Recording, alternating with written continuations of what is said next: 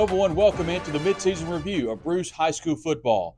I'm Brad Logan. He's, of course, head coach Chuck Darbonne. Hey, Coach, it's a good time to be head coach. 5-0. It's been a good year so far. Yes, sir. It's been a great start so far. Very happy for the kids so far. Looking at the game up until this point, the games, I should say, 5-0, what has been a pleasant surprise for you? Just the improvement in certain areas. Some games we've been very good in our special teams. After a poor game of special teams, so to see that improvement. Same thing offensively and defensively. You see some growth in some areas. Over time on what we emphasized improving that week in practice, and we got better at it on that Friday night. A couple of things that I've noticed throughout this year specifically, when the team strikes adversity. Let's go back to our preseason show. One thing that you liked about the team last year is when adversity struck, they didn't quit. This year, not only have they not quit, they've battled back and won every game they've been in. Yeah, it started in that first game against South Pontotoc, where we were down, and we didn't take the lead until 4 minutes left, and obviously there was a lot of frustrating things that have been happening throughout that night, and they were able to battle through that, and we still had a big touchdown to take the lead with about 4 minutes left. Kept the lead. Adversity struck. You guys have won the games, undefeated. You can't beat that. Let's look specifically on the offensive side of the ball. Josh Long has been really good for you. Been a really good director of your offense. He's been very accurate and makes good decisions. He's placed the ball in the right areas at the right times, and he's added a running dimension that's helped us get out of long down and distances to get us either a first down, a big situation, or get us into a manageable situation.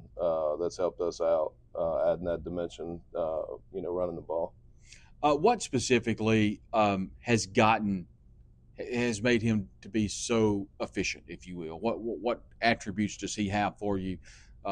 Obviously, starting quarterback, all eyes are on him, but he's done a really good job of navigating through that. He's a student of the game. He asks me questions. He'll text me at night. After watching film, he usually watches over 3 hours of film each week. Just trying to see what the defense is doing. And he'll ask me questions about specific things that we do that are, I guess, similar to the film that he's seeing from the other team, and so I mean he processes information really well, and we seem to be on the same page for what I'm trying to do. He understands what we're trying to do.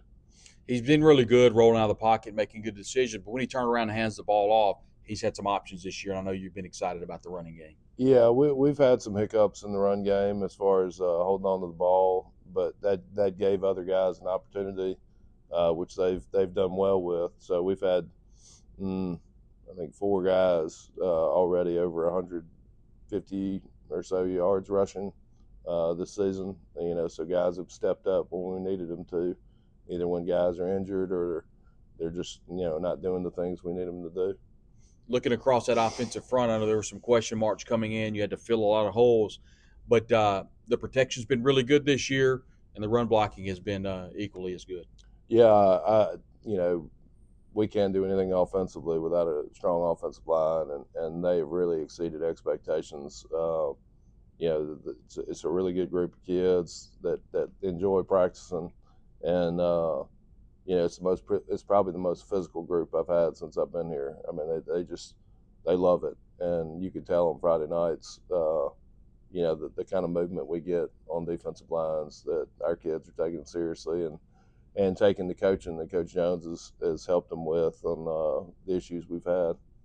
When you look at the offensive side of the ball, Coach, there's been a lot of bright spots, but who are some players that have really stuck out for you in the first 5 games? Josh Parker and Kadamian Jones on the offensive line, and Tylen Eccles have done really well. But just the group working together. I mean, even if one guy's messing up, the other 4 are handling business. And Caden Jones and Marcus Brownlee are added to that group because they're not only skill players, they're blockers, over half the time too. So I involve in that group, and as far as them, they have taken a big step as far as blocking goes. And, Caden Jones is obviously a great dimension in our passing game, too, as a tight end. So, very impressed with that group. I expect great things out of Jermaine Jackson. He showed us a lot last year as a freshman, and he's come up with over 100 yards a game on average over the first 5 games. So, to me, there's probably more meat left on the bone that we had, either drops or, bad throws or whatever when people are open. So, we've had opportunities where it could be even better. So, but still happy with the production we've had so far. One position we haven't talked just a whole lot about is at receiver. Now I know you guys sort of the tight end as well, but the receivers have been really good. I think in many ways, not just catching the football, but getting separation from the defensive back. And Josh Long has been really good getting the football. Yeah, like I said, I mean, it's a group effort, with Aiden Welch and Shamarion McCain. They've really taken to the coaching. And again, I've been here for 3 seasons now, and so they're used to what I'm asking them to do now and understand it a little better. And so obviously adding, more speed in the off season too has helped them. But they're understanding what I'm asking them to do, and they're executing it at a better level now. 5-0, great start for the Trojan football team, a place that we haven't been, Coach, I think since 2003 or 4. I don't know. Somebody told me the 4-0 start was the first time since 2004. Yeah. I haven't heard the 5-0. I haven't heard. Let's just keep breaking records. Yeah. Let's keep having to dig into the annals of history, because right now the Trojans are red hot. They've got Water Valley coming up on deck. We're going to look at the defensive side of the ball after the break. Also talk about what the schedule looks like moving forward. Trojans 5-0 here at the midseason review. He's Coach Chuck Darbonne. I'm Brad Logan. We'll take a timeout. Come back. Talk about the defense here on the Bruce Trojan Football Show. Things are changing. A lot of things we knew and loved are different now. When you live here, there's something lovely that seeps into your blood. Buy local, sell local, hire local. Invest in the community.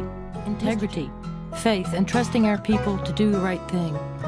And today, when you shop Piggly Wiggly, the money stays right here where we live, where our homes are, where our schools are, where our businesses are, where our jobs are, and where these jobs will stay. And some things will never change at the Pig. We're for our neighbors in good times and bad. We stand with you. When asked for help, we show up. You'll find us on Little League fields and on parade floats and at church picnics. We're 4 families struggling to fill a dinner table.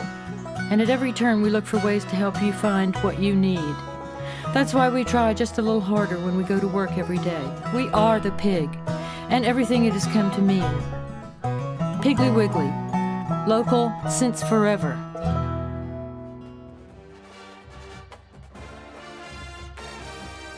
And welcome back to the Bruce Trojan Football Show. This is our mid-season review. He's Coach Chuck Darbonne. I'm Brad Logan. Coach, we talked about the offense. Now let's look at that defense, and they have been really good for you. I know you've been really excited about not only the players, but your defensive staff. Yeah, just having a guy that's coached defense before has really helped. It's helped me, put more emphasis on the offense and special teams, and just being a head coach and having the relationships I need to have, and the conversations I need to have, instead of having to coach all 3 facets of the game, the whole practice and after practice. So that part's helped, and Coach Jones has really done a good job with the defensive line, and they have a good sounding board to have him, relay information to us too. So that part's been really good as far as the coaching staff goes. Defensively, we've been very opportunistic this year. We've had, I think, 16 turnovers created.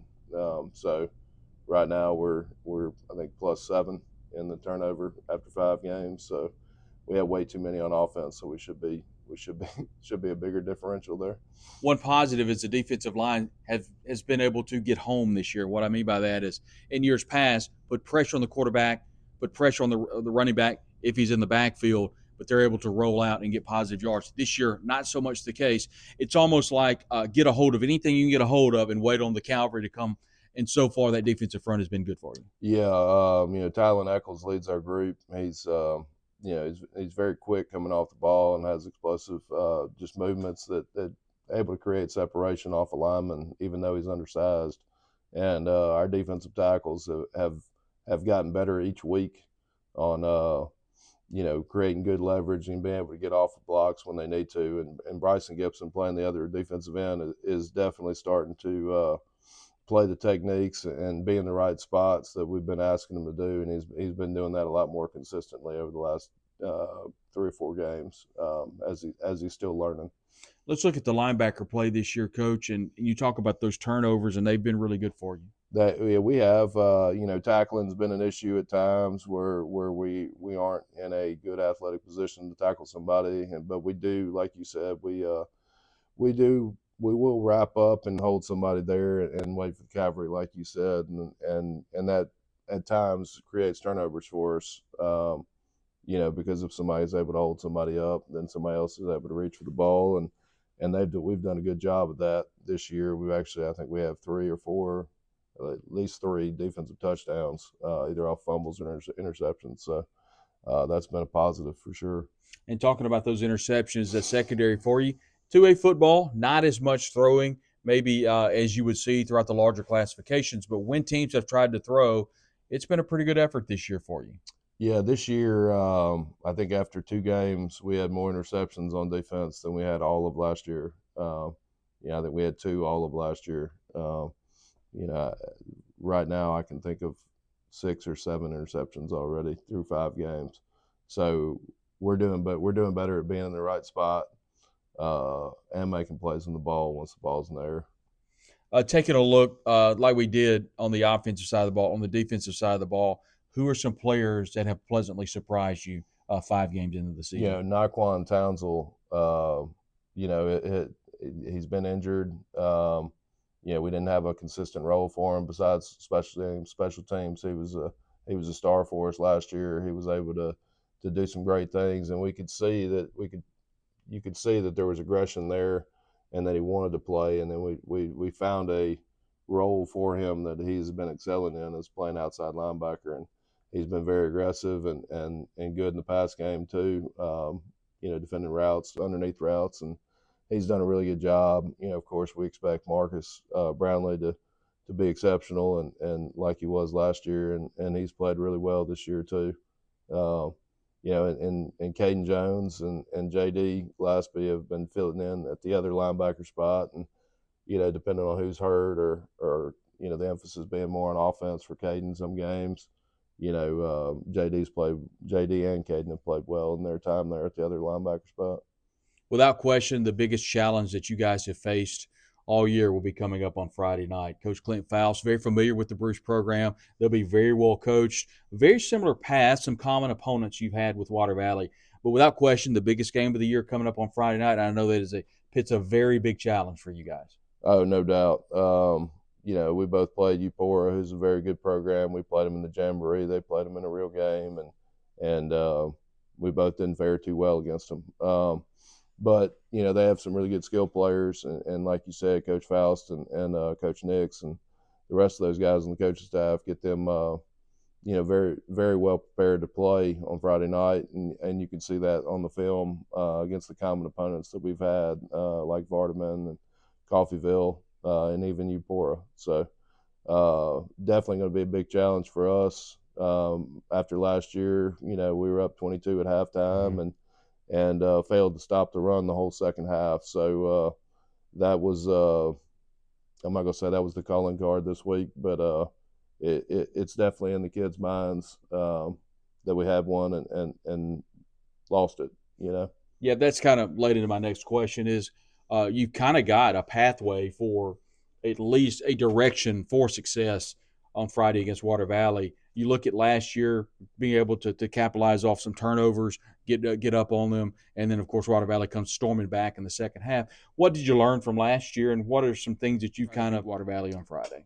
I think the first thing and the most important thing is just the kids playing with confidence. And we did play with confidence most of that first half, but we had one or two mistakes near the end of the half that kind of carried over after halftime, and I think our kids started to, I'm not gonna say not believe, but starting to question themselves after a bad play, and then whenever that happens, it usually just starts to waterfall at that point, and I think that kind of happened to us. But our kids are playing with just so much more confidence, and they're understanding what their role is now, and they're okay with the role that they are being put in, and excited about it. So I think just having the right mindset, I think, will help us, and the confidence to just to play anybody. It's on our schedule. So we've been working with that, and we instill confidence in them every day.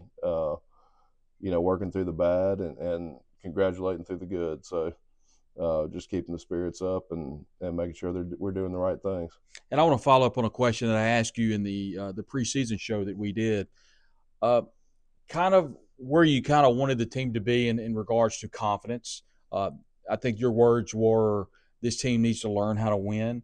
I think they were in that mode last year. This year it feels like they've somewhat learned what it means to win. How important would a win on Friday night be for this team's confidence in this, for the lack of a better word, this entire program's confidence? Just being like, we emphasize just being 1-0 every week. So we don't focus on anything past who we have on Friday.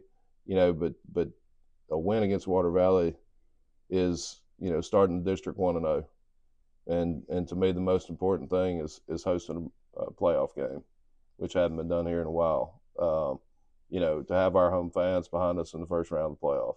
So, being 1-0 in the district puts you in a lot better shape to host a playoff game than being 0-1. So, to me, that's the big importance of this Friday is coming out and being 1-0 and having 3 more games in the district, after this week to solidify our playoff spot, hopefully. Yep, talking about that division play, starts this week. Water Valley, MS Palmer, Strayhorn. Palmer's in the Delta District this year. We're playing them out of district, but they're just kind of our one game in the middle of our district. That's okay. So this year it's Strayhorn, East Union, us, Water Valley, and Myrtle High School is our district. So we just have MS Palmer, I think, week 8. Kind of sandwiched in between our 4 district games. And Coach, you talked about it. The fan support here, Bruce, has been incredible. And great. You talk about a home playoff game. I know the fans would really enjoy that opportunity.